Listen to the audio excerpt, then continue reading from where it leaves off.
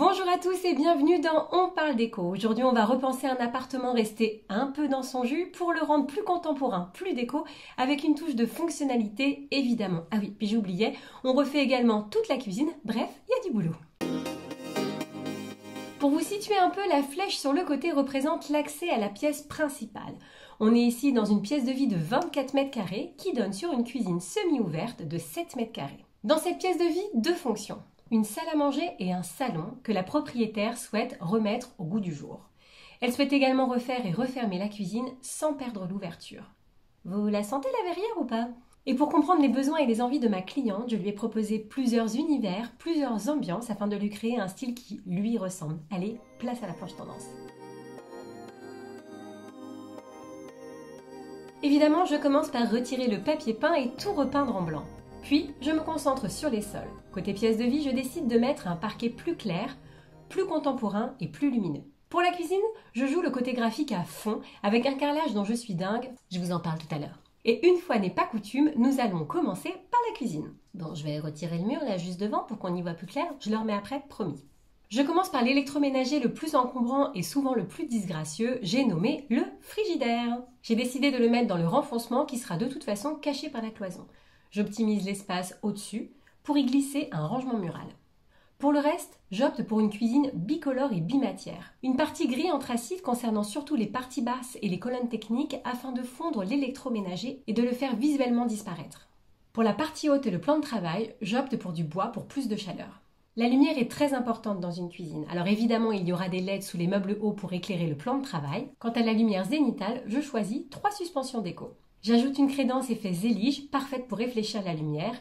On peut maintenant refermer la cuisine et continuer ce joli projet. J'ai vendu la mèche dès la présentation du projet, mais la verrière reste un incontournable lorsque l'on souhaite refermer des espaces sans perdre la lumière naturelle.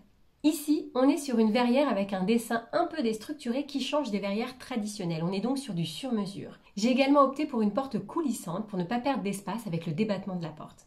Passons maintenant à la pièce de vie. Contrairement à l'agencement initial, je décide de mettre l'espace télé côté cuisine. Pour ça, 2 raisons. La première, je trouve ça toujours plus agréable de rentrer dans une pièce de vie et avoir face à soi un canapé cosy, cocooning qui appelle à la détente plutôt qu'un meuble télé. Deuxièmement, j'ai essayé de réduire l'espace de circulation entre la porte d'entrée et la cuisine, notamment pour les courses. Petite astuce. Au-dessus, je viens placer des rangements de façon déstructurée afin d'éviter de créer un effet bloc et de donner à cet espace un petit côté plus aérien. J'ajoute enfin un meuble vinyle que la propriétaire souhaitait intégrer à sa nouvelle déco. La salle à manger, quant à elle, ne change pas d'espace, mais juste comme ça, j'ai changé le mobilier. J'ai opté pour une table en verre, toujours pour le côté aérien. Et pour casser le style un peu trop contemporain de ce genre de table, j'ai choisi des chaises en bois avec un petit côté vintage. Bicolore également, comme le meuble télé et la cuisine, petit rappel. Évidemment, je n'oublie pas l'éclairage. Ici, pas de suspension, c'est pas grave, on va faire sans. Pour le coin télé, une applique avec une base en céramique noire et au-dessus de la verrière pour l'espace repas, une applique murale à double bras articulé. On passe au salon ? En réponse au meuble télé, j'ajoute un buffet de la même gamme pour parfaire l'espace salle à manger. Face à la télé, un canapé d'angle qui appelle à la détente. Je le choisis coloré car je vais laisser les murs en blanc et que ça va apporter un peu plus de personnalité à cet espace. Un tapis, une table basse, un fauteuil supplémentaire et bien sûr de la lumière pour un écrin au top. J'ajoute des petits objets déco que j'adore, encore de la lumière et là, je pense qu'on tient le bon bout. Pour finir cette transformation et comme on n'a jamais assez de rangement, j'ajoute un meuble bibliothèque qui permettra à la propriétaire d'ajouter de la déco dans la partie salon et enfin de ranger tous ses papiers ou ses objets disgracieux. Je vous laisse vous plonger dans les 3D.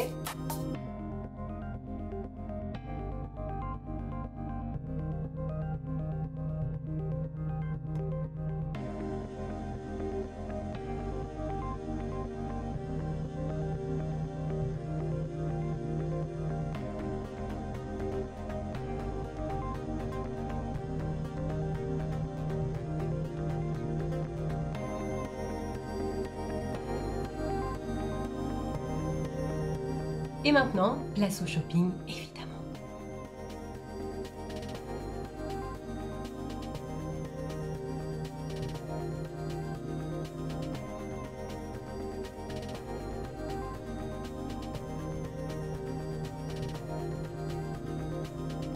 J'espère que cette réalisation vous aura plu et que vous aurez fait le plein plein d'inspiration. Je vous dis à très vite dans On parle déco avec la Banque Postale.